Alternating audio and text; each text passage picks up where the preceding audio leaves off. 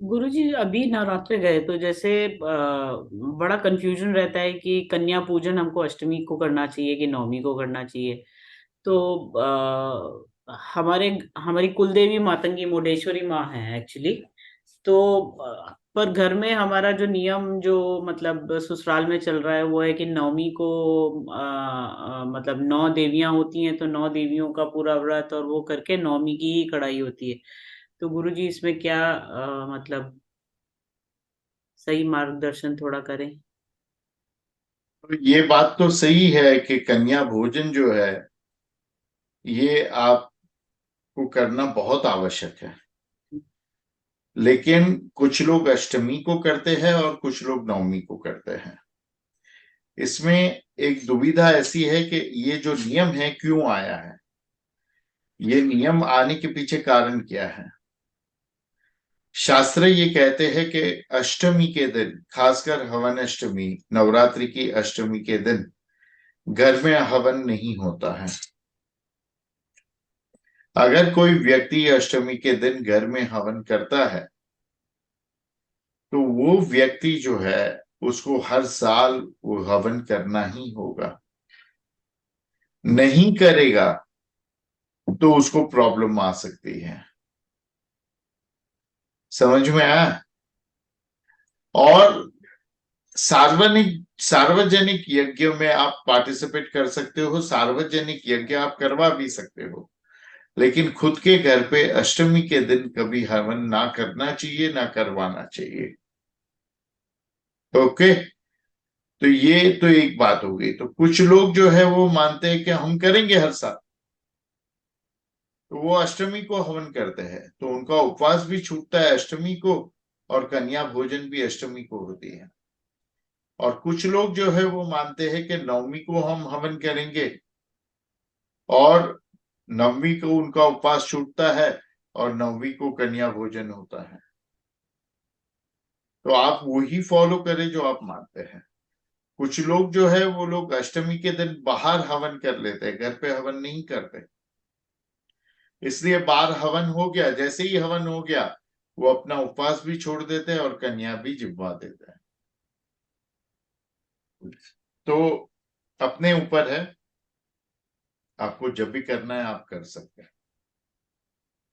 गुरु जी ऐसा भी कर सकते हैं कि अष्टमी को जैसे हमारी माँ मुंडेश्वरी मातंगी माँ है और उनका अंक आप 8 बता रहे हैं, तो कन्या पूजन हम अष्टमी को करें और व्रत उपवास अपना नवमी को ही करें कि माँ को विदा करके ही। ऐसा ऐसा संभव है। ऐसा भी हो सकता है, क्योंकि अष्टमी के दिन तो कन्या भोजन के लिए खीर तो बनती ही है सबके लिए। हाँ। खीर पायसम जिसको कहते हैं वो माँ के प्रसाद में हम बनाते ही है अष्टमी के दिन। तो ऐसा कर वो सकते तो हैं। है ही, ऐसा कर सकते हैं। वो भी हो सकता है कि अष्टमी को कन्या भोजन हो गया और नवमी को नियमित रूप से हवन के बाद भोजन होता है, कन्या भोजन, कुल भोजन, जो भी भोजन हो। पर हम्म। आगे पीछे भी कर सकते हैं, उसमें कोई दिक्कत की बात नहीं है। गुरुदेव जैसे इसमें बोल रहे हैं अष्टभुजा, तो 8 दिशाओं का भी वो कर रहे हैं क्या? 8 दिशाओं का वर्णन क्यों नहीं किया गया है? क्योंकि दिशा 8 नहीं है, 10 है। फिर आप 8 दिशा में ही ध्यान रखोगे, 10 पे ध्यान नहीं ले जाओगे। जी जो गुरुदेव। 10 पे ध्यान नहीं ले गया उसका ध्यान राम पे भी नहीं जाएगा, रावण पे भी नहीं जाएगा, और स्वयं पे भी नहीं जाएगा। तो देखो, कहने में थोड़ा बुरा लगता है,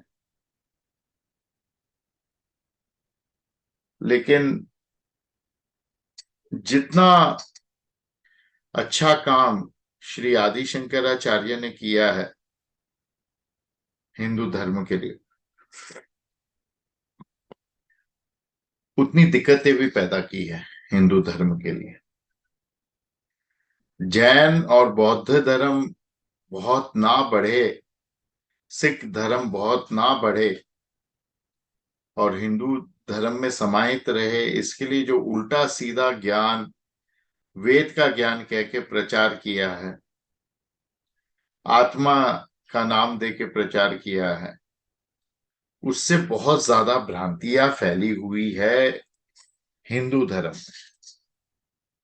ये 8 दिशा का कॉन्सेप्ट जो है वो है 8 दिशा, पर दशो दिशा है, दशो दिशा का। लेकिन 8 दिशा 8 दिशा 8 दिशा बोल के जिसने प्रख्यात किया है इसको, वो और कोई नहीं, वो शंकराचार्य है। जो प्रकार से उन्होंने वेदों का, ब्रह्मसूत्र का और उपनिषद का व्याख्यान किया, वो अर्थ का अनर्थ ही हुआ है। आपको जब शंकराचार्य का कोर्स ले रहे थे तब एक बात बताई गई थी कि शंकराचार्य के एक बड़े भाई थे, चाचा के लड़के, जो उनसे बिछड़ गए थे, नर्मदा में डूब गए थे, और फिर उसके बाद में वो शंकराचार्य को प्राप्त हुए। तो शंकराचार्य के तो पूरे हिंदुस्तान में बहुत सारे शिष्य हुए, क्योंकि बोलने में मास्टर ही थी, तो सबको बोल बोल के पराजित कर देते, हरा देते। और जब उपनिषदों का टीका, उपनिषदों की टीका, व्याख्यान, मीनिंग लिखने का समय आया, तब उनके 4 मुख्य शिष्य थे। एक पद्मपद जो तांत्रिक थे, नर्मदा किनारे उनको मिले थे। एक मंडल मिश्र जिनको उन्होंने हराया था। एक उनका खुद का भाई, चचेरा लड़का जो बिछड़ गया था, और एक और थे। इन चारों में सबसे ज्यादा वेद का ज्ञान जिसके पास था, जो पंडित थे, वो स्वाभाविक रूप से वो मंडल मिश्र ही थे। लेकिन क्योंकि उनके चचेरे भाई उनके भाई थे, इस वजह से उन्होंने वो काम जो था उपनिषद का टीका लिखने का, वो अपने चचेरे भाई को दिया। बाकी के शिष्य उसका विरोध करना चाहते थे, सबने कहा मंडल मिश्र को ही दो, कहना चाहते थे, लेकिन इतनी हिम्मत थी नहीं गुरु के सामने किसी को कहने की। लेकिन जो पद्मपद थे, तांत्रिक थे, उन्होंने हिम्मत करके विरोध किया और कहा। तो बहुत बहस हुई, और फिर शंकराचार्य ने क्या कहा कि अभी मंडल मिश्र ही लिखेंगे। उन्होंने कहा नहीं, अभी आप अपने चाचा के बेटे से ही अपने चाचा के बेटे से, अपने भाई से ही लिखो, हमसे गलती हो गई। लेकिन फिर नहीं, कहा अभी मंडल मिश्र ही लिखेंगे। लेकिन तब तक तो सत्यानाश हो चुका था, उपनिषद की टीकाएं लिखी गई, सब कुछ हो गया। फिर जो स्तुतियां लिखी गई, शिवोहम, आत्माष्टकम, निर्वाणाष्टकम, वो सब लिखने का और करेक्शन का काम जो है मंडल मिश्र ने किया। तो सारे जो अवतार आए या गुरु आए, उनके साथ उनका कोई राइट हैंड हमेशा रहा है। राम के साथ लक्ष्मण, कृष्ण के साथ बलराम, शंकराचार्य के साथ उनका चचेरा भाई, बुद्ध के साथ उनका चचेरा भाई आनंद, महावीर के साथ, हर व्यक्ति के साथ एक उनका राइट हैंड हमेशा रहा है। लेकिन अगर उसकी औकात के बाहर उसको काम दिया जाए तो सत्यानाशी होगा। इस वजह से ये 8 दिशा का कॉन्सेप्ट वहां से आया है। वो इस आरती में नहीं लिखा है, क्योंकि ये जिन्होंने ये आरती लिखी है, शिवानंद स्वामी ने, 411 साल हो गए उसको, या 421 साल हो गए, 421 साल ये आरती लिख के। उन्होंने ये बेवकूफी नहीं की कि 8 दिशा का वर्णन करे। ये उत्तर भारत और दक्षिण भारत में जो 8 दिशा का कॉन्सेप्ट आया है, ये शंकराचार्य की मेहरबानी है। ये हम देवी की 8 भुजाएं देखकर 8 दिशाओं का वर्णन करते हैं, ये सब रॉन्ग कॉन्सेप्ट है, आत्मवाद। तुम उपनिषद ऐसे ही पढ़ो, वेद ऐसे ही पढ़ो बिना शंकराचार्य को पढ़े, तो तुमको पता चलेगा कि कितना गलत आत्मवाद लिखा हुआ है। हाँ, एक मेहरबानी हो गई कि तत्वबोध उनका जो है वो मंडल मिश्रा ने लिखा,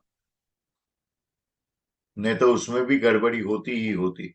वो तो इतना बड़ा ज्ञान है। तो 8 दिशा नहीं है।